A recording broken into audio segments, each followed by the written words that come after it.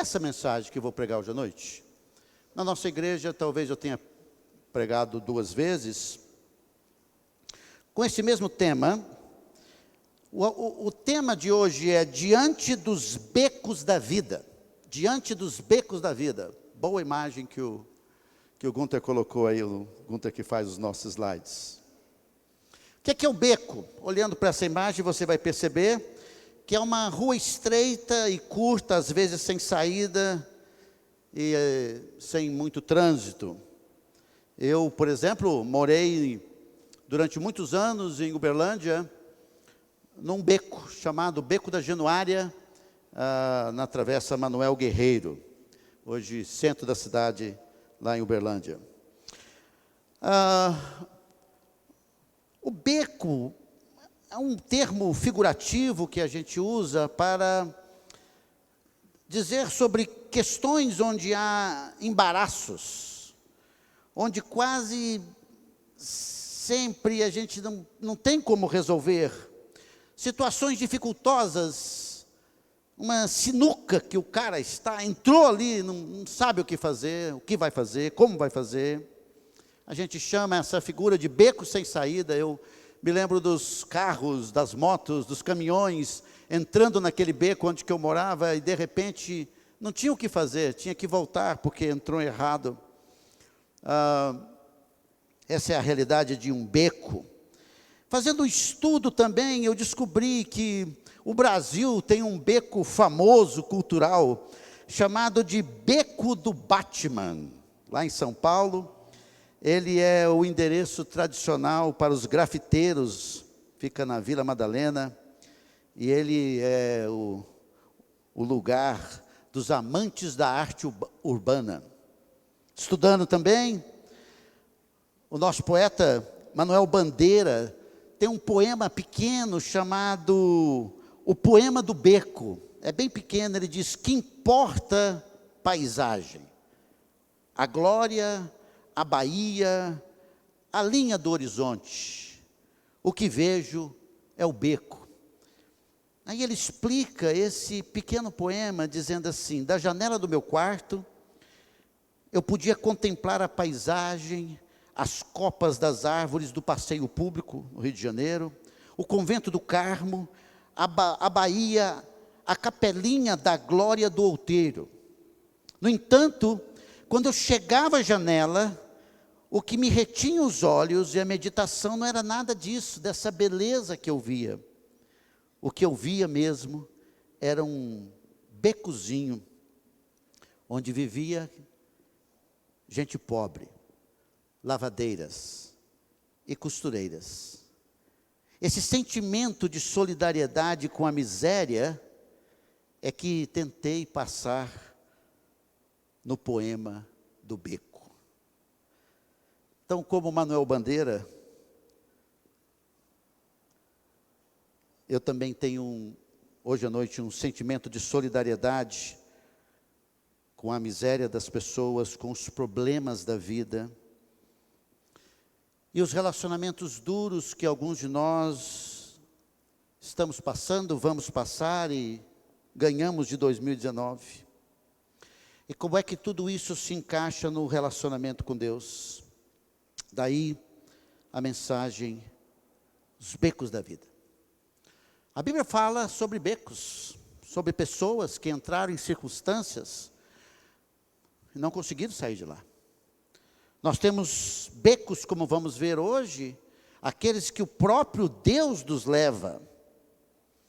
E eu espero que também nós vamos contemplar nessa noite a arte de entrarmos em becos da vida e saber o que fazemos quando estamos neles. Então vamos orar antes de nós estudarmos a palavra do Senhor. Nosso Deus e Pai querido, obrigado por termos nossa crença, nossa fé, a nossa visão no Senhor, diante das realidades da vida. O Senhor que é o nosso Deus, vivo e real, como quando da situação da saída do do povo de Israel do Egito. Através do capítulo 14, o Senhor possa falar muito aos nossos corações e nos abençoar a andarmos de uma forma a glorificar o Senhor. E quando, nos becos da vida, possamos saber o que fazer e como fazer, na certeza de que o Senhor é real, vivo e verdadeiro, e estará lá para nos ajudar e fazer grandes coisas para a tua glória. Ora assim no nome do Senhor Jesus. Amém. Para chegar no capítulo 14, e eu quero explicar por que eu vou pregar no capítulo 14, é porque eu estou, nas últimas 2 semanas, eu fiz a minha leitura no livro de Êxodo. Terminei a minha leitura do livro de Êxodo.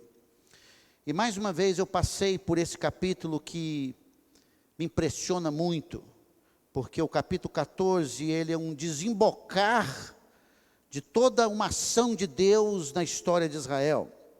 Se você for para o capítulo 1, você vai perceber como é que Israel se tornou escravo do Egito, no Egito e de Faraó. No capítulo 2, ao nascimento de Moisés, de forma miraculosa, a preservação da vida dele, e conta também sobre sua vida adulta, dentro do palácio e como ele saiu do palácio. Depois de 40 anos que ele saiu do palácio, que ele ficou com seu sogro Jetro, como um pastor de ovelhas no deserto, 40 anos depois da sua saída do Egito, Deus o comissiona. Ao comissioná-lo, ele dá muitas desculpas, mais ou menos assim: o Senhor está chamando o cara errado para fazer isso aí. Deus disse: eu quero que você venha, porque você vai tirar o meu povo do Egito, cerca de 2 milhões de pessoas. Ele diz: não, o senhor está chamando a pessoa errada, acho que o senhor, chamando a pessoa errada. Coisa maravilhosa, hein, gente? No capítulo 1, capítulo 2, ele quer de alguma forma mostrar que ele é o cara, cheio de orgulho, mata um egípcio, depois ele foge, ele briga lá, mal chegou em Midian, já briga para proteger as filhas de Jetro. Nada melhor do que 40 anos no deserto em que Deus quebra o cara. Quebra. A ponto que ele diz assim: eu não sou a pessoa, e outra, eu nem sei falar direito. Não consigo falar. Muito interessante que Deus diz assim: quem fez o mudo, quem fez o surdo? Não fui eu?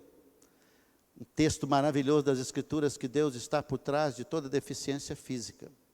E não que uma deficiência física vem por causa de problemas de qualquer tipo de histórico espiritual do passado. A Bíblia não ensina isso. No capítulo 5 a 11, ele vai falar com o Faraó. Mal chega a falar com o Faraó diz assim: você está doido, cara? Como é que é? Deus te mandou você vir aqui para libertar o povo? Moisés, tem muita coisa para fazer, cara. Você não está acompanhando na internet a Nasdaq? Você não acompanha a Bovespa? Você está perdido. Que mundo que você está, cara? Para piorar, Faraó sufocou o povo com outros tipos de carga. Moisés volta e diz: não falei para o senhor? Eu já tinha falado para o senhor que não era o cara. Provou. E Deus vai dizendo para ele o que fazer. Ele diz: eu vou endurecer o coração de Faraó, porque ele não vai deixar vocês irem. Na verdade, sou eu que vou mostrar muita coisa no Egito. E Deus então apresenta as 10 pragas, sendo a última praga a morte dos primogênitos, capítulo 11. Quando o Egito estava destruído, e mais o primogênito morrendo, Faraó deu uma acordada e disse, juntamente com seus oficiais: saiam daqui. Ai, queridos, a gente precisa saber como Deus trabalha com a vida das pessoas, algumas pessoas.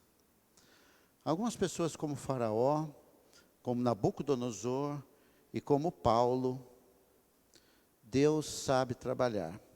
O maior problema que enfrentamos no relacionamento com Deus chama-se orgulho. E Deus, por vezes, vai nos trazendo a Ele, vagarosamente, nos quebrando. Quebrando o nosso orgulho, nossa capacidade. Deus fez isso com o Faraó. Ele disse que fez isso. No capítulo 12, antes do povo sair do Egito, Deus estabeleceu a Páscoa. Porque naquela noite, Páscoa é passar por cima, naquela noite, toda casa que tinha o sangue nas vergas, que um cordeiro foi morto, o anjo passou por cima. Toda a casa dos egípcios, toda a casa e todo animal egípcio, que tinha um filho primogênito, ou um animal primogênito, morreu. Ninguém do povo de Israel morreu. Então Faraó os mandou embora. No capítulo 13, nós temos a consagração dos primogênitos e a caminhada do povo de Israel no deserto. E no capítulo 14 é onde nós vamos estar. Ao invés de eu ler todo o capítulo 14 e depois explicar, eu já vou lendo o capítulo 14 e explicando e aplicando nas nossas vidas. Deus, então, tira o povo de Israel, e não está no slide, mas escuta, no final do capítulo 13, diz assim, versículo 17 e 18, tendo Faraó deixado ir o povo, Deus não levou o povo pelo caminho da terra dos filisteus. Aqui está o Egito, aqui está a terra prometida, e aqui está o deserto à direita. Para chegar na terra prometida mais fácil e mais rápido, era indo ao norte. A Bíblia diz assim, Deus não levou pelo caminho da terra dos filisteus, posto que mais perto. Como é que Deus trabalha, né? Deus não faz negócio, Ele não pensa como a gente. Porque Deus sabia que não seria propício e oportuno, porque as coisas levam tempo. As coisas levam tempo, há tempo para tudo, diz Eclesiastes. Ele disse, para que porventura o povo não se arrependa vendo a guerra, e torne ao Egito. Se eles entram na terra de Canaã, eles têm que lutar, mas eles não estão preparados para lutar, eles foram escravos 430 anos. É que nem aquele elefantezinho que foi amarrado desde pequenininho, ali com um pé naquele toco, e ele depois tem 18 toneladas, condicionalmente, ele acha que ele não pode sair dali, porque ele é amarrado o pé. Assim é a escravidão. E a escravidão espiritual não é a mesma coisa, não é diferente. A escravidão espiritual é assim, eu sou desse jeito, nasci desse jeito, eu criei desse jeito, essa é a minha forma de ser, vou continuar desse jeito. Amarrado. Então Deus sabia o que fazer. Não, eles não vão por lá. Versículo 18, porém Deus fez o povo rodear pelo caminho do deserto, perto do Mar Vermelho, e arregimentados saíram os filhos de Israel do Egito. 2 milhões de pessoas, cerca de 2 milhões. Então, quando nós aprendemos sobre beco, que Deus poderia ter levado o povo de Israel para uma forma mais simples, e Ele levou de uma forma mais distante, a primeira coisa que aprendemos em relação aos becos da vida, é que Deus te leva, ou nos leva, aos becos da vida. É Deus. Agora, versículo 1 do capítulo 14. Disse o Senhor a Moisés, fala aos filhos de Israel que retrocedam e se acampem defronte de Piairote, que chama boca do desfiladeiro, em Migdol, que significa fortificação, e o mar, diante de Baal Zefon. Zefon significa norte. Baal ao norte. Em frente deles vos acamparei junto ao mar. Olha que coisa. Deus tira o povo de Israel, não manda para o lugar mais fácil. Aí o que ele faz? Ele pega 2 milhões de pessoas e coloca eles num beco. Porque eles ficam ali naquela situação, diante dos montes, diante do mar. E realmente parece que não há muita lógica nisso, do ponto de vista estratégico, de retirar uma nação. Mas foi Deus que mandou. Como também nós não entendemos, alguns de vocês talvez não tenham entendido, quando o pastor Luiz Mar falou sobre o sacrifício de Isaac, que Deus disse, você pega o seu filho único, e você me entrega num sacrifício. Claro que nós sabemos que essa nunca foi o posicionamento de Deus na história bíblica. Deus nunca aceitou um sacrifício humano como forma de adoração, porque o sacrifício humano que ele aceitaria era a expiação do seu filho. Isaac é um exemplo da obra de Jesus no Novo Testamento. Mas uma coisa que você precisa entender no seu relacionamento com Deus, é que Deus não pensa como você pensa. Deus não faz as coisas do jeito que você acha que Ele deve fazer. Deus é Deus. Toda vez que Deus está falando na Bíblia, ou está agindo na nossa vida, nós jamais devemos pensar que Ele não seja sábio, nem amoroso, nem bondoso, e que não tenha um plano maior e melhor para a sua glória e para a nossa alegria. O dia que o conceito de Deus é destruído, e o mestre para destruir tudo isso é Satanás, que não é um cara de chifrinho vermelho. Isso é o que vai aparecer no carnaval. A Bíblia diz que ele é um anjo de luz inteligentíssimo.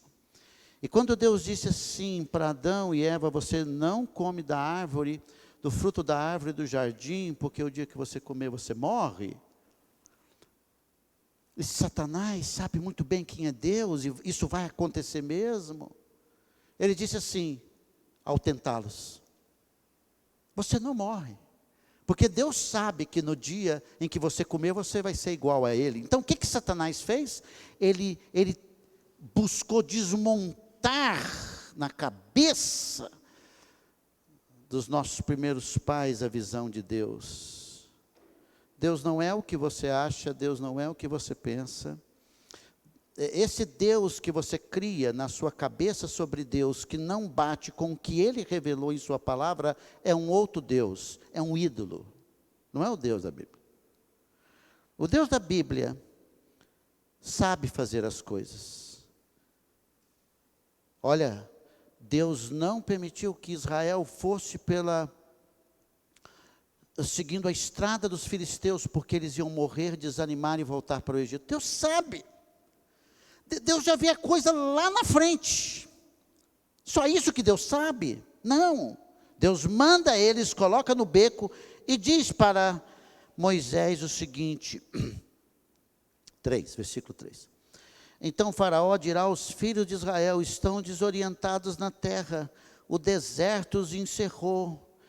Endurecerei o coração para que os persiga. Como é que é? Impressionante como Deus não só sabe o que vai fazer, não só sabe aonde o seu plano vai, mas como Deus conhece o coração de todas as pessoas. A palavra coração, termo bíblico, é onde estão todas as sedes do pensamento, das intenções, dos propósitos, dos desejos. Então lá está o Faraó, e Deus sabe o que vai acontecer. Ele diz assim, para que os persiga. A gente fica pensando assim, como é que pode acontecer alguma coisa mal para o povo, chamado povo de Deus? Deus está dizendo que Faraó vai perseguir. Mas se o povo de Israel está pensando, ou o povo do Egito está pensando que as 10 pragas acabaram para revelar Deus, Deus diz não, eles ainda não têm a revelação total de quem eu sou. E a Bíblia diz aqui que, e serei glorificado em Faraó, em todo o seu exército, e saberão os egípcios que eu sou o Senhor, eles assim o fizeram, e acabou. Em outras palavras, Deus não está tão preocupado com a libertação de Israel, porque Ele vai libertá-los. Deus não está tão preocupado com qualquer coisa boa que possa acontecer a Israel, porque já aconteceu, eles saíram do Egito. Deus não está tão preocupado com o que o povo pensa. Acima de tudo, Deus está preocupado com a sua glória. Quando a Bíblia define pecado, diz assim, porque todos pecaram e destituídos. Tem uma versão que diz, estão aquém da glória de Deus. Faraó ainda não sabe quem é esse Deus. Ele é um Deus que se autoglorifica, não porque ele tem uma crise de imagem, mas porque ele é o Deus de toda a glória, e Faraó e os seus grandes e a nação ainda não sabem que Ele é o Senhor, Ele é Jeová, Ele é o eu sou, termo usado em Êxodo 3,14, quando Deus se apresentou para Moisés. Então, hoje à noite nós poderíamos todo mundo sair daqui e ficar descansado, que há um Deus que controla o universo, há um Deus que controla o planeta Terra, há um Deus que controla as nações, há um Deus que controla a América do Sul, o Brasil, Goiânia, e hoje à noite, Avenida Mutirão, que você está aqui dentro.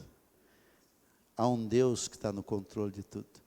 Ele não se perde. Ele sabe tudo. Ele não está desesperado, porque toda a estrutura moral das pessoas cresceram nos últimos anos. Ele não está desesperado que as pessoas estão cada vez mais longe dele, né? Ele continua lá no céu reinando. E a gente vai caminhando nossa vida em qualquer beco.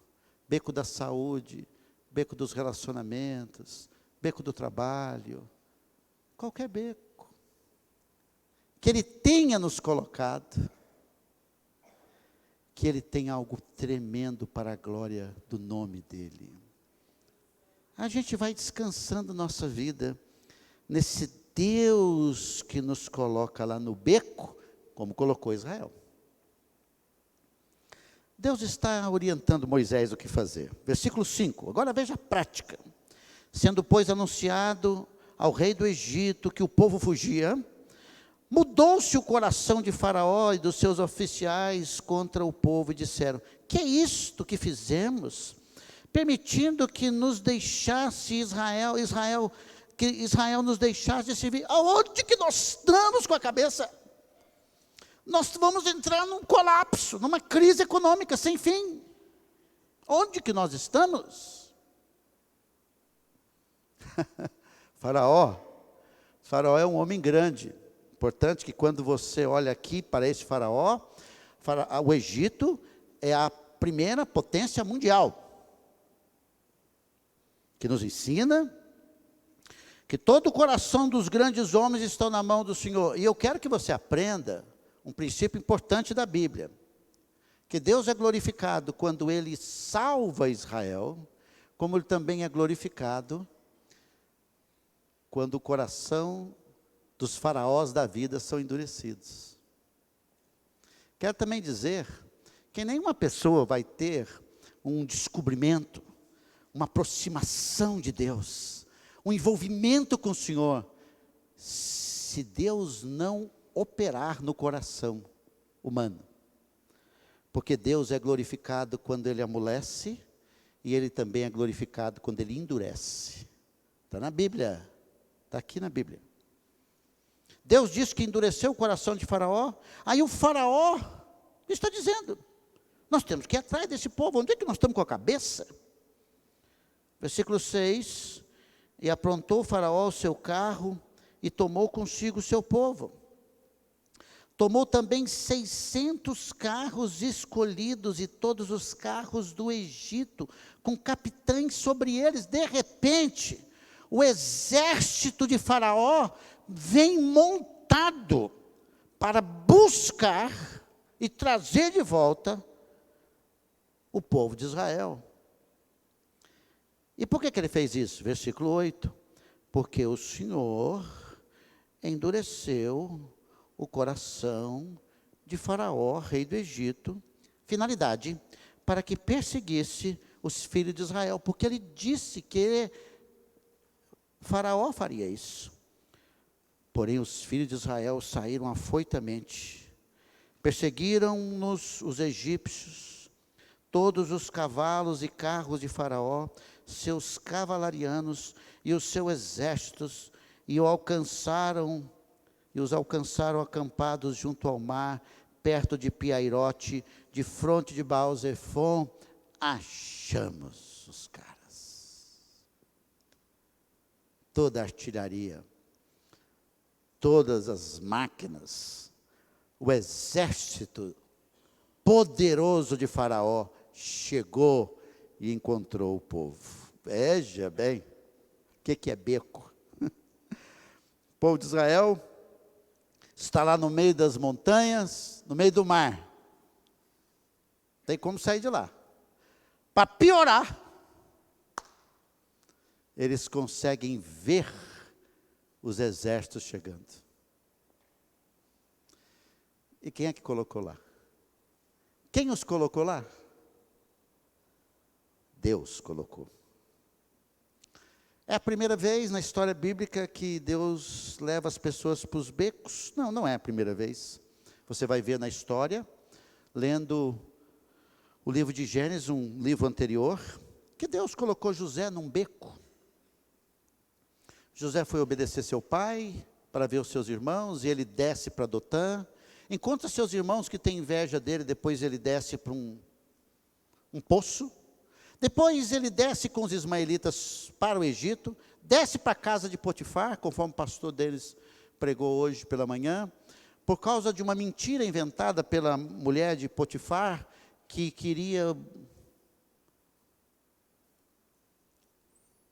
o assediou sexualmente, e mentiu depois para o seu esposo. Final das contas, ele é colocado num calabouço. Eu fico pensando, se José fosse hoje, ele diria assim, está decretado, eu sou filho do rei, não tem nada acontecendo comigo aqui nesse lugar. Se você ler o texto com cuidado, você vai ver assim, em Gênesis capítulo 37, Deus era com José, Deus era com José, Deus era com José. Pare de avaliar Deus simplesmente porque a sua vida está no beco. Pare de ficar desanimado simplesmente porque os problemas chegaram. Pare de olhar a ótica de Deus segundo a ótica da falsa e satânica teologia da prosperidade, que diz que há um Deus que está aqui para resolver todos os nossos problemas. É um outro Deus, não da Bíblia. O Deus da Bíblia é para ser glorificado, e Ele está agindo na nossa vida. Quando a gente vai olhando pela Bíblia, nós vamos encontrando outras pessoas no beco. Lembra de Jó? Jó, em um só dia, foi colocado num beco. Ele achava que ele estava bem no final do beco, descobriu que não estava. Num só dia, Jó perdeu os seus bens, seus 10 filhos. Mas não era só isso. Jó depois perdeu a sua saúde, o apoio da sua mulher e a acusação dos seus amigos. Jó ficou sentado com um caco de telha, de barro, coçando as suas feridas e ouvindo acusações. Nenhum de nós, talvez temos chegado a esse extremo de Jó. Acima de tudo e de todos, o Senhor Jesus, no Novo Testamento, é aquele que está no beco da história. O final do Senhor Jesus, ele é crucificado numa cruz, não pode sair dali. E ele ainda diz assim para Deus: Deus meu, por que me desamparaste? Ele sentiu o desamparo do Senhor quando sobre sua vida, para cumprir a profecia de Isaías 53, ele recebe a ira de Deus na cruz pelos nossos pecados. Mas antes de morrer e dar a sua vida, Jesus diz: nas tuas mãos entrego a minha vida. Quando você está no beco da vida, a primeira coisa que você vai ser tentado a fazer é perguntar: por que eu? A autocomiseração pode ser o ponto mais alto da sua vida. A autocomiseração leva você à tristeza e leva você à depressão. Leva você a não querer sair desse quarto, não querer comer nada, porque você não entende as coisas no beco. Logo no princípio da igreja do Senhor Jesus, quando a perseguição começou a vir, Pedro foi perseguido depois de Tiago, irmão de João, ter sido morto por Herodes, no capítulo 12. Pedro, um homem muito agitado, até então da sua profunda experiência com o Senhor, depois da sua negação a Cristo e da sua restauração, Herodes pegou Pedro, ia matá-lo, colocou um punhado de escolta, e o texto diz que Pedro dormia, ia morrer no outro dia, ele dormia. Que ansiedade que Pedro tinha? Nenhuma. Que desassossego ele tinha? Nenhuma. Paulo também e Silas passaram pelo beco de Atos 16, sendo preso em Filipos, à meia-noite, no meio de todos aqueles homens, depois de ter tomado um couro, eles cantavam ao Senhor. Como é que pode? Porque a nossa fé no Senhor não é uma fé fria, desatenta. Nós cremos em Deus. E porque cremos em Deus e um Deus que não trabalha com a lógica humana, olhamos para Ele e vamos dizendo assim: todas as coisas cooperam para o bem daqueles que amam a Deus. Se Deus é por nós, quem será contra nós?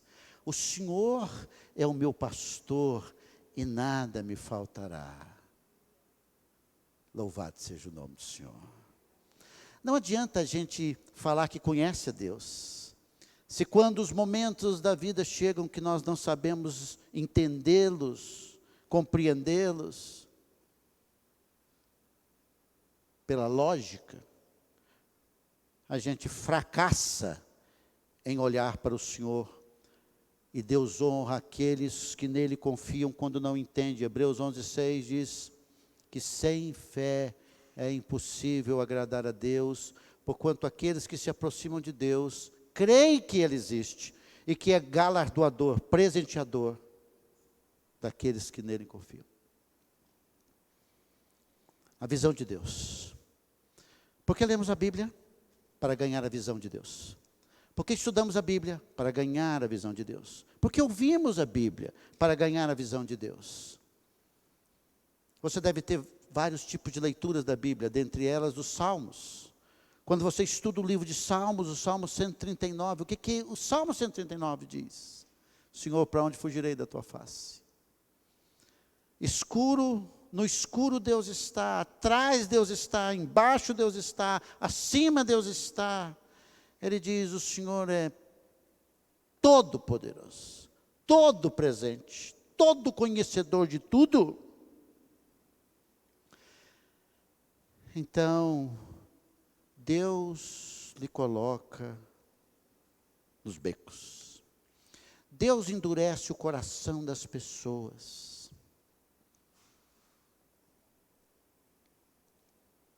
E acho que você também vai estar num beco hoje à noite nessa mensagem, porque eu estou sentindo que eu não vou terminá-la.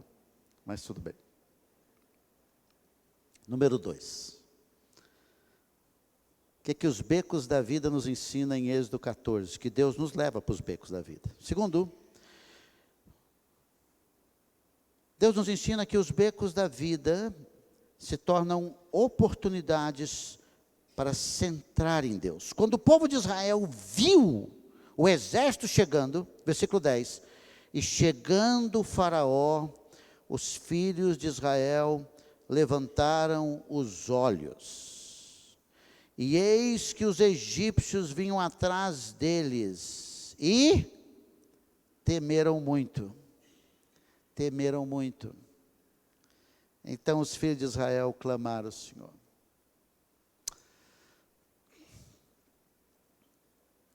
Uma das coisas lindas da Bíblia é que ela não foge da realidade da humanidade. Não é uma coisa fria passar por problemas e situações da vida como se fosse assim, não, eu confio no Senhor, está tudo bem, não vai dar nada errado. Não, não é assim. A gente teme.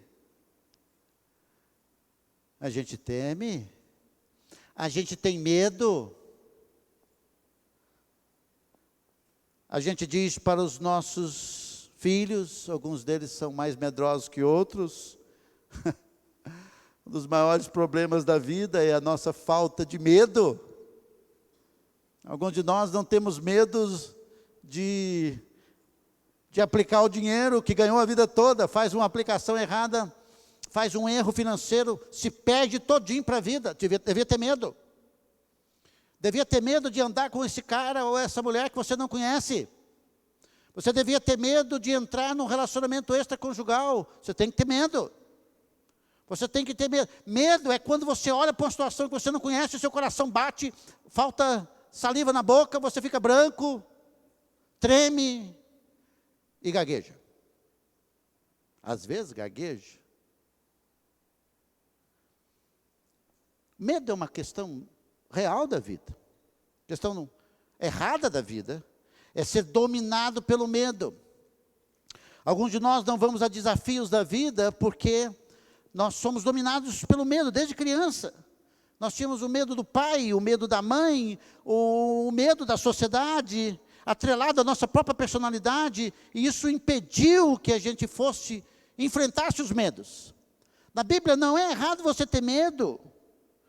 O errado é você ser dominado pelos seus medos e passar pelos seus medos sozinhos. Quando os problemas chegam na vida, é claro que você sente medo. É natural. Então nós não podemos olhar para esse texto e dizer assim, por que esses caras estão com medo? Porque não é sábio fazer essa pergunta? Porque nós também somos tomados pelo medo. Jesus está chamando. O que eles fizeram no medo? Eles clamaram ao Senhor. Se você conhece o capítulo 3 de Êxodo, diz o texto, que eles estavam clamando ao Senhor por causa do quê? Da dureza e da dificuldade na mão de Faraó. Então aprendemos um princípio aqui importante. Diante do medo, nós oramos. Essa semana eu escrevi um bom dia sobre orar. Depois de ter reorganizado aquele conteúdo, eu mesmo terminei aquele conteúdo e disse assim, parece que está tudo sob oração em 300 palavras.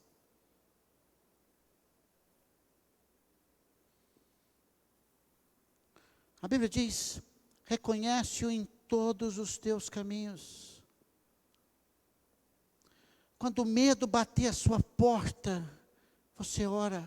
Mas quando a alegria e o destemor também bater a porta, você ora. Quando aquele sentimento de coragem brotar do seu coração, você ora. Quando os desafios chegar, você ora. Quando a tristeza chegar, você ora. Quando as dúvidas chegarem, você ora. Ore. Ore. Jacó, em Gênesis 28, 20, a Bíblia diz sobre ele, fez também Jacó um voto dizendo, se Deus for comigo e me guardar nesta jornada que empreendo e me der pão para comer e roupa que me vista. Jacó está com o seu lar tranquilo, tem ar-condicionado, tem o seu carro, tem o seu videogame, lá com seus pais, a vida dele está tranquila, de repente ele faz uma besteira, e ele tem que fugir para um lugar que ele não sabe, para proteger a vida dele, que os seus pais organizaram para proteger, e ele dorme, e ele faz uma oração, depois de ter uma visão de Deus, ele fala com Deus, em nenhum tempo quando ele está na casa do seu pai, ele ora, mas agora ele ora, sua vida começa a mudar, quando ora. Alguém disse, a vida muda quando os problemas chegam. Não. A vida muda quando se sente o calor dos problemas, e você faz a primeira oração. E você ora. E você diz assim, Deus, o Senhor é o Deus do Abraão, do Isaac e do Jacó, que segundo a tua palavra, o Senhor não é Deus de morto, é de vivo. Esses homens buscaram o Senhor, e eu estou buscando o Senhor. Eu estou com medo. Tudo mudaria na hora de fazer aquela prova da OAB, que agora o negócio está pedreira. Os advogados aqui da igreja sabem. Vou orar. Essa prova, não, mas a prova do volante também eu vou orar. Essa decisão para tomar. Eles oraram, eles clamaram, eles estavam desesperados. Lembra quando, em Marcos, quando Pedro cai na água, depois de Jesus dizer para ele, você vem, ele está olhando para Jesus, então ele está andando no mar, está na mesma experiência sobrenatural de Jesus, de repente ele vê o vento batendo, e ele cai, mas na hora que ele cai, ele faz a menor oração da Bíblia, Senhor salva-me, e a mão do Senhor Jesus o tira de lá. O nosso Deus, presta atenção, é o Deus que tira as consequências dos nossos próprios erros por sua misericórdia. E Ele é capaz, depois de restaurar, dizer para Pedro assim, você tem que ter fé, Pedro. Tenha fé.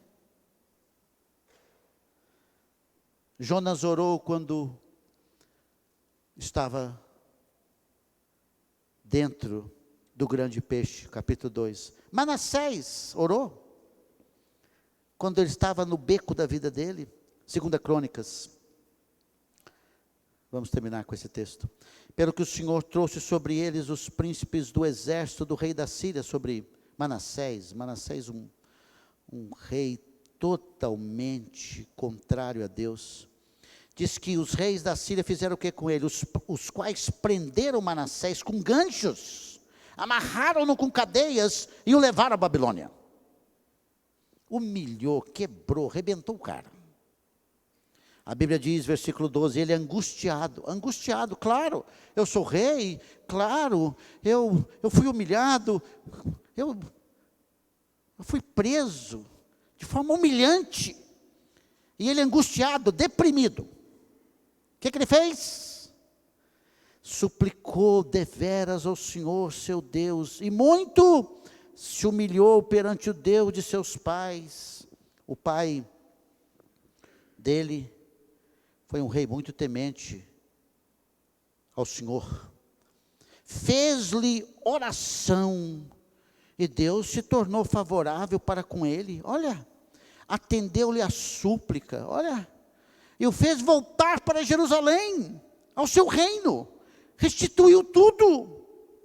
Então reconheceu Manassés que o Senhor era Deus, e eu quero dizer, o beco que você entrou é uma oportunidade que Deus está te dando para você o reconhecê-lo. Mas para isso, Deus precisa tirar de você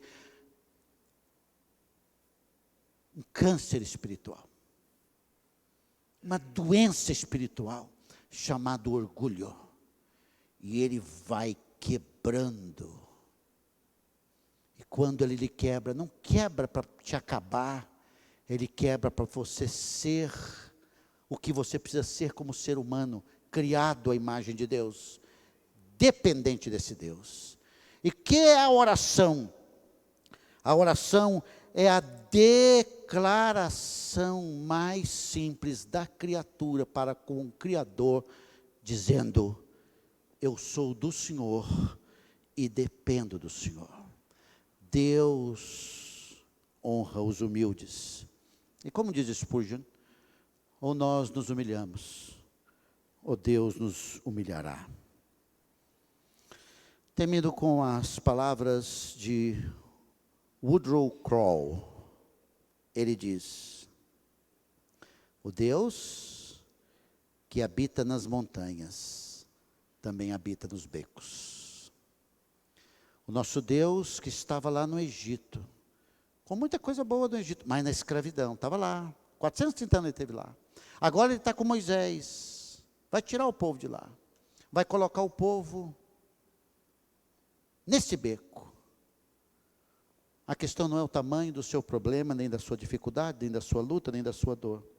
A questão é a certeza e a convicção de que Deus está nesse beco comigo. E se Ele está nesse beco com você, não tem como nada dar errado. Louvado seja o Senhor. Oremos. Bendito Deus, muito obrigado por esses versículos que lemos, atrelados a outros versículos da Tua Palavra, que nessa figura de linguagem sobre os becos da vida, aprendemos que Israel foi colocado sob uma circunstância aonde eles não podiam sair, que estamos chamando de beco. Não podiam atravessar o Mar Vermelho, não podiam voltar para trás, estavam inertes, incapacitados. Aprendemos, nosso Deus, que foi o Senhor que os levou para lá, e que tudo isso levou-os a buscar o Senhor no meio do desespero. Obrigado, nosso Deus, porque tudo o Senhor faz para que o conheçamos e tenhamos experiência contigo. Obrigado porque nada está fora do teu controle, nada está fora do teu alcance. O Senhor é sábio e amoroso. E não nos dá explicação, porque o Senhor quer que nós creiamos em Ti, confiados em quem o Senhor é. E já temos exemplos na Bíblia demais, abundantes. Estamos certos de que o Senhor não mudou em nada. Foquemos os nossos olhos no Senhor, no meio dos becos da vida. E sigamos, qualquer beco. O Senhor sabe quais são as lutas e as dores das pessoas aqui hoje à noite. Oportunidade tremenda para ter essa visão do Senhor e mudar tudo para a Tua glória. Bendito seja o Senhor, abençoe a todos que estão aqui, suas famílias, abençoe essa semana de todos, seus trabalhos, e dê graça, Senhor Deus, para que as pessoas possam ter experiência com o Senhor e glorificar o Teu nome. no nome de Jesus. Amém. Deus abençoe a todos. Você pode vir aqui dar um abraço da Iolene, quer chamar a Iolene aqui à frente? Então, para receber aqui certificado, para ficar guardado, né? E Deus abençoe a todos. Abraço. Deus abençoe. Benção, viu? Aqui, vamos. Aqui, amor. Espera um minuto.